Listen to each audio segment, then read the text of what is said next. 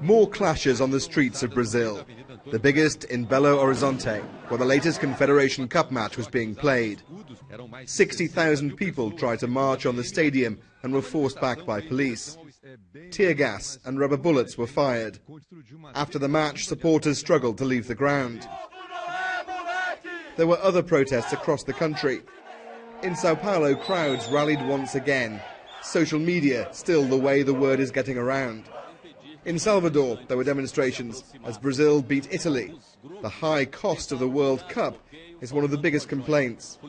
It seems the mass movement gave its first response to Dilma Rousseff's televised address. The president appeared on primetime TV in an attempt to stop their momentum. She promised to spend all the country's new oil profits on education and to bring in foreign doctors to improve the health system. I just think that she's trying to calm down the people because of the violence and everything that is happening now. I don't know who the head of the movement is, so I don't know what they're thinking, and we have no direction because of this. We need a leader. And that's been obvious at some of the demonstrations. People fighting amongst themselves. Opportunists, they're shouting, accusing political factions of trying to take advantage of the crowds.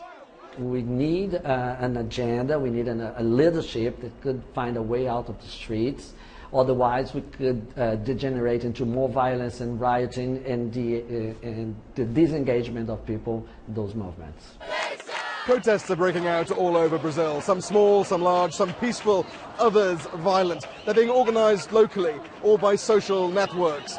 This emerging mass movement certainly has some momentum. Alistair Leithhead, BBC News, Rio de Janeiro.